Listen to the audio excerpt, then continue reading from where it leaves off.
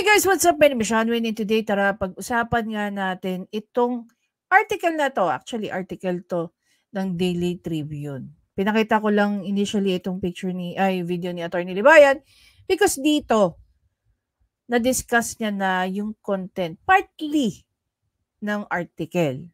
Okay? So, dito nga makikita nyo at mapapansin nyo, nagkakaroon na ng sagutan ang Daily Tribune versus si Atty. Garrett, as you all know. Una, chief of staff ni Idol. Pangalawa, ito yata ang nagsistand as his legal counsel. Okay? Ano pa ba? Kaya maliban dun sa kanilang personal connection na siya ay son-in-law ni Idol. But, well, basically that's beside the point. The thing here is that siya yung nagsasalita. No? Siya ang pinaka nagiging spokesperson dito ni Idol sa issue na to. Ngayon, kung babalikan natin guys, yung mga previous article ng Daily Tribune patungkol kay Raffy Tulfo, dito natin i-analyze and we will try to examine kung meron nga malicious imputation dito para siraan ng isang Raffy Tulfo patungkol sa Ponzi scheme na nangyayari at ginagawa ng isang company na nagdadala sa brand name na Enworld. Okay? Now, even before we get into that, puntahan muna natin si Atty. Libayan at pakinggan natin yung very few, no? Or your short clip na lang ng kanyang video. Pero I highly suggest na panoorin nyo para maintindihan nyo yung konteksto ng kanyang sinasabi rito. Alright, yan. Magandang araw mga kabatas natin at welcome sa isang ng live stream. Mga kabatas natin, mainit na usapan ulit. Ito nga yung pag-endorse ni Raffy Tulfo mga kabatas natin sa isang Ponzi. No? Ngayon, lumabas yan sa Daily Tribune. Anong nangyari mga kabatas natin? Itong si Raffy Tulfo, nagbanta na naman, nakakasuhan yung editors, kakasuhan mga kabatas natin, yung mga tao doon sa Daily Tribune. So mga kabatas natin, the template of Raffy Tulfo, criticize Raffy Tulfo, you are oblo. Okay. Dito sa sinabi ni Atty. Libayan, meron bang pinanggagalingan ng kanyang statement? Meron. Bakit? Kasi nga, ayon nga daw dito, no? And I quote, under this article sa endorsement, palakihin natin para mas lalo natin ma-appreciate, guys. Ayon dito, again, that we endorse, ito ay salita ni Atty. Garrett, Again, what we endorse was not those who were selling it, but the product itself. So we will continue the memorandum of agreement because we are obliged under the contract to continue it. Okay? There is no lawful order to prevent the senator from endorsing the product, which was approved by the proper licensing and other regulatory bodies. We will continue. I have advice. So basically, he's taking accountability na siya mismo ang nag-a-advise kay Idol, no, to continue. He added that the money earned from the product endorsement is given to causes that help people daily. There was a reckless disregard. Reckless disregard to verify information before publishing a story. So we are now forced to take legal action later on. Okay? Endorsing the quality of the product is not equal how it is sold. However, Secretary C's legal view is that even if politician accepts no compensation for their efforts or appearances or waive it in favor of charity, there is no doubt that they benefit from the free, public, and constant exposure. Okay? So dito, makikita nyo that Atty. Garrett has an accountability. Ngayon, kung pag-uusapan natin itong part na to, guys, no, listen up. Sabi nga rito ni Atty. Garrett, we will continue the memorandum of agreement because we are obliged under the contract to continue it. Ayon kay Tungol. Now, my question is, Kung halimbawa ba, sa senaryo nga na nangyayari dito sa company na to, nagkaroon ng cease and desist order ang mismong company, hindi ba affected ang entire operations nito starting sa kanilang marketing, sa kanilang sales, sa kanilang back office operation? 'Di ba? Ano lang ba ang affected ng isang cease or desist order? Yun yung malaking question eh. Ano lang ang affected sa cease and desist order? Okay? Ayon din dito, there's no lawful order to prevent the senator from endorsing the product which was approved by the proper licensing and other regulatory bodies. We will continue. I have advised him. Dito na papasok yung isang question natin regarding sa nangyari kay Ricardo Cepeda. Okay? Although no, ang pinagpareho lang nila ni Idol, pareho silang endorser. Ang pinagkaiba nila, may nagreklamo laban kay Ricardo Cepeda na di umano mga sort of investors ng business na ini-endorse ni Ricardo Cepeda. 'Di ba? Yun yung malaking tanong natin eh. Yes, ako personally naiintindihan ko yung sinasabi dyan ni Attorney Garrett na meron siyang obligasyon. Kaya siya may obligasyon because merong kontratang in place. But the thing is, nagkaroon ng cease and desist order yung company na nagdi-distribute nung produkto na yan. Produkto na ini-endorse ni Idol na merong kontrata between Idol at saka yung company na naka-receive ng cease and desist order. How will that affect the contract itself? Yun sana ang ipinaliwanag sa atin ni Attorney Garrett. 'Di ba? Imbes na magsalita sila ng ganito, there was a reckless disregard to verify information after publishing a story, so we are forced to take legal action.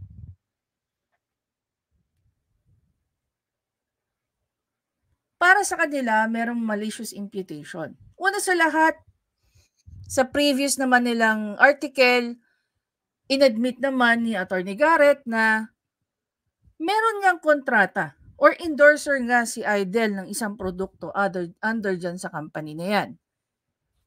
It's a fact based on Attorney Garrett because of his admission. Now, yung reklamo ba? Or meron bang reklamo or may sinabi? So far, dun sa mga nabasa ko na article ng Daily Tribune, hindi ko pinag-aano rito ang Daily Tribune. Hindi ko sila, what do you call that? I'm not defending Daily Tribune here. But I'm trying to understand kung anong pinaghuhugutan dito ni Attorney Garrett.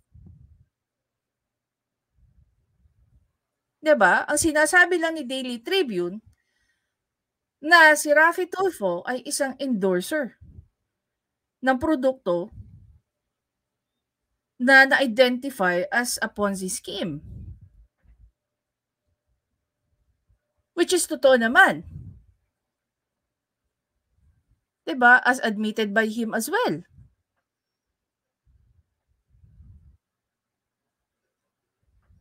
Tapos ngayon,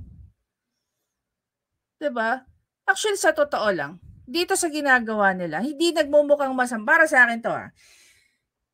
The way I see it, hindi nagmumukhang masama si Raffy Tulfo because nag-endorse siya ng isang produkto na in-identify ng SEC as a Ponzi scheme company. Okay? Nagmumukhang masama sila rito, no, si Raffy Tulfo, only because sa ginagawa nilang mga ganitong klaseng aksyon. Imbes na i-defend nila ng maayos, sabihin nila that even if there is such thing, no, there's such a thing na cease and desist order, we are obliged to continue with the endorsement based on the following. You have to make the people understand why you need to continue. Not only because of the contract, but because maybe perhaps yung cease and desist order will not affect the sales and marketing of the product. Kasi people need to understand din ano ang nasasaklaw ng cease and desist. Is it the entire operation? When I say entire operation, kasama dyan yung pagmamarket at saka yung pagsisale ng produkto. Hindi lang ng kung ano man yung produktong ni-endorse ni Idel, but lahat ng produkto na dinidistribute ng company na yan.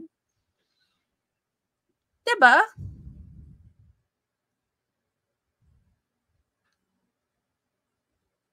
Bakit yung depensa nila, no? Yung the way nila idepensa ang mga sarili nila or the way nila dinidepensahan si Idel. Isang pala ng mga kaso. Yung mga taong kino-call out si Idel. Tsaka hindi lang yun. Merong nag-a-agree kay Idel na connected saan? Connected saan? Sino to nagko-comment na to, no? Undersecretary C, Legal View.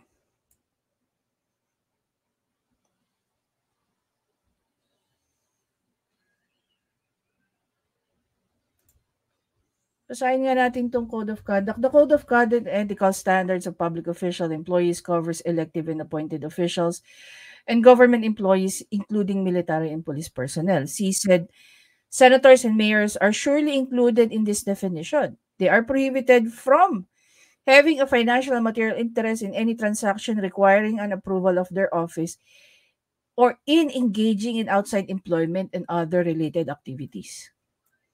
They cannot practice their profession unless authorized by the Constitution or law. They cannot own, control, manage, or accept employment as an officer, employee, consultant, counsel, broker, agent, trustee, or nominee in any private enterprises regulated, supervised, or licensed by their office unless expressly allowed by the law, according to C. The unease we feel with the politician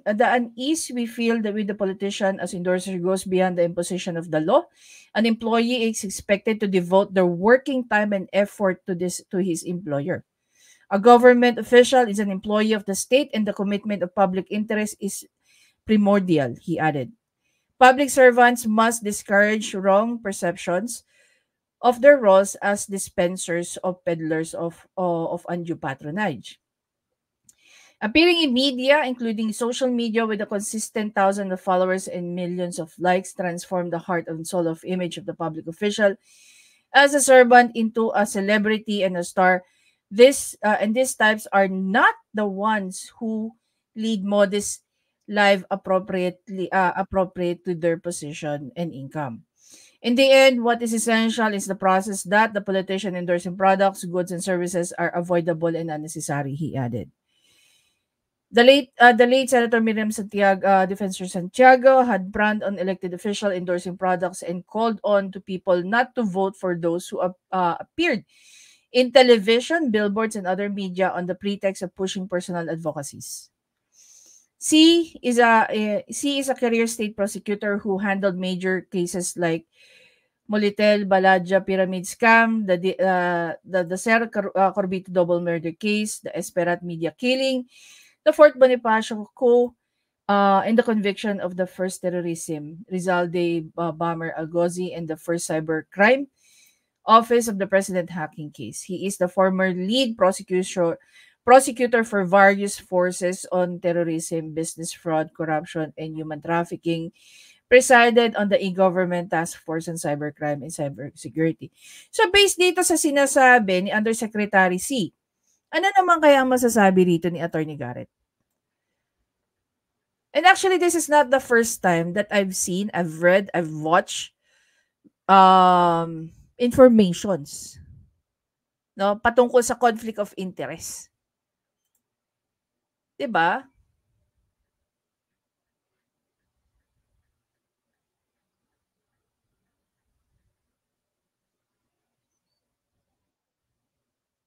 Ayun, without referring an individual, Justice Undersecretary Geronimo C.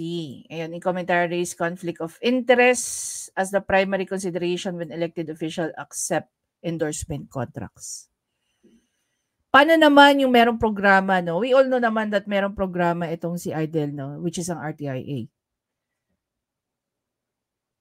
Included din ba yan sa sinasabi rito ni Undersecretary C? Diba? So, dyan sa sinasabi ni Attorney Garrett, paano niya ngayon madedepensahan ang sinabi dito ni Undersecretary C regarding sa Code of Conduct? Diba? Hmm.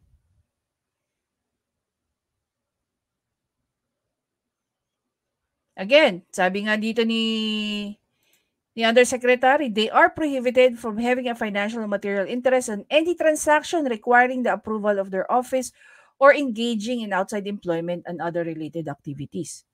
They cannot practice their profession unless authorized by the Constitution or law. They cannot own, control, manage, or accept employment as an officer, employee, consultant, counsel, broker, agent, trustee, or nominee on any private enterprise regulated, supervised, or licensed by their office unless expressly allowed by law, according to C. Now, the question is, by their office. Anong ibig sabihin kaya nito? Napasabi rito, the unease we feel with politicians as endorsers goes beyond the imposition of law. An employee expected to devote their working time and effort to their employer, a government official is an employee of the state, and the commitment to public interest is primordial, he added. Kaya rito, sabi rin niya, public servant must discourage wrong perception of their roles as dispensers or peddlers of undue patronage. Appearing in media, including social media, with the consequent thousands of followers and millions of likes transform the heart and soul of image of the public official as a servant into one of the celebrity and star. And these types are not ones who led modest lives appropriately to their position and income, according to C. Now, let's say ganito nangyari, guys, no? Kinasuhan ng kampo ni Idol Rafi ang author at kung sino-sino pa dyan sa Daily Tribune. At buweltahan sila nitong statement ni Undersecretary C. Ano naman kaya mangyayari dyan? Paano kung ang pagbuelta ni Daily Tribune, author, at saka editor-in-chief, at kung sino man magpo-file, no? Eh hindi naman makakabuti kay Idel kung sila naman ang mag-counter. Diba? These are big people too. Most probably bigger than Rafi Tulfo. The way I understand the article, I don't know with you guys, pero the way I understand the article is that sinasabi lang ni Daily Tribune is Rafi Tulfo is an endorser of a certain company na binigyan ng cease and desist ng SEC. Okay? May sinabi ba doon na scammer si Rafi Tulfo? Wala naman ako nabasa. May nabasa ba kayo? Diba? Oh. Sino ba ang binigyan ng cease and desist? Hindi ba si Rafi Tulfo ba? Hindi naman. Ang binigyan is yung company. Yun lang, again, paano maapektuhan ng cease and desist na yon yung kontrata na meron si Rafi Tulfo between him as the endorser and of course the company na naka-receive ng cease and desist order. Yun sana ang ginawa ni Attorney Garrett. Pinaliwanag niya kung ano ang epekto ng kontrata na meron si Idel Rafi. Hindi yung in-advise niya lang si Idel na to continue, na tumuloy, na sige lang. 'Di ba? Kasi obligation nga naman kasi nga may kontrata . Pero ano ang epekto ng cease and desist dun sa kontrata na yun? Sana ang ginawa ni Attorney Garrett, in-educate niya yung mga tao. Because for sure, hindi lang naman siya ang endorser na affected by the cease and desist. I'm very sure na meron din mga endorser ng produkto na nandyan, no, connected sa company na yan, na definitely magiging affected din, di ba? Sa cease and desist na yan. O let's say, ganito na lang. Na-stop. Sinabi ni company, paano ba to? Meron tayong cease and desist order. Ano naman ang mangyayari kung tinerminate ng maaga yung kontrata? Babayaran ba ni company si endorser kasi hindi naman siya ang at fault? Diba? Ano ang liability ni company kay endorser based doon sa kanilang naging kontrata? Diba nga guys, if you look into your, halimbawa na lang, sa simpleng employment contract, may mga employment contract na nakalagay doon, if we terminate you, we are going to compensate you an X amount of money. But if you terminate the contract as the employee, you have to pay us 40 days, 30 days because of the recruitment expenses na na-incur sa pag-onboard mo. Yung mga ganyan ba? Siyempre, of course, I will assume na merong termination clause dyan. Diba? Yun yung sanang narinig sana natin, ano? Yun sana yung ipinaliwanag ni Attorney Garrett dyan. Kung ano ang epekto ng cease and desist dyan sa kontrata na meron si Idle at saka kay company. Wag na natin pag-usapan yung monetary based on terminations ng kontrata nila. Since hindi naman si Idle lang at fault dyan. Hindi naman si Idle lang may problema dyan. Pero yung makakakita ka ng ganitong linyahan, magpa-file kayo ng kaso, dahil para sa inyo, sinisiraan si Idle.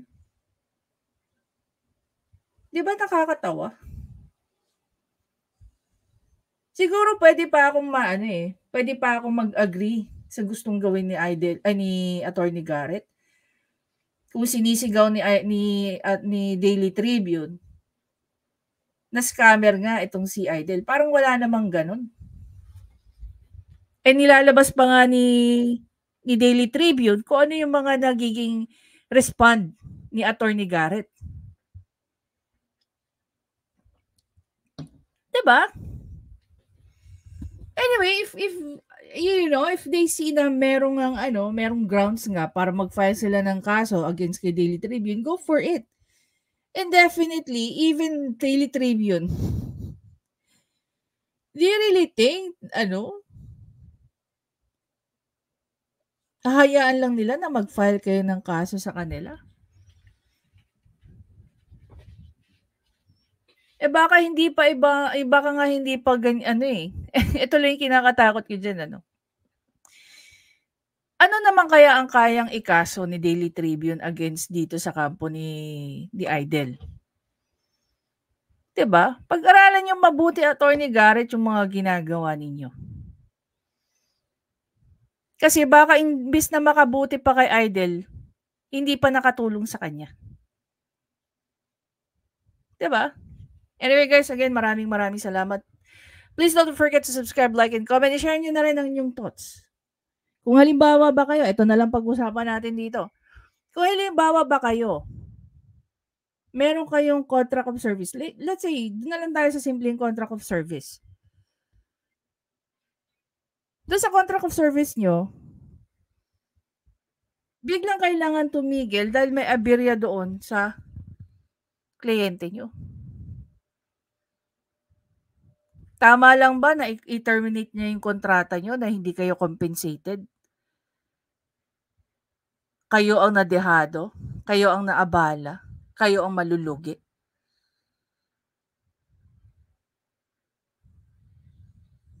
'Diba? Anong gagawin mo kung contract of service mo ang ite-terminate ng iyong kliyente? Tatanggapin mo lang ba na titigil lang nila 'yon? Na hindi ka compensated doon sa or hindi ka compensated or hindi ka babayaran ng danyos? See you in the next video, guys. Bye!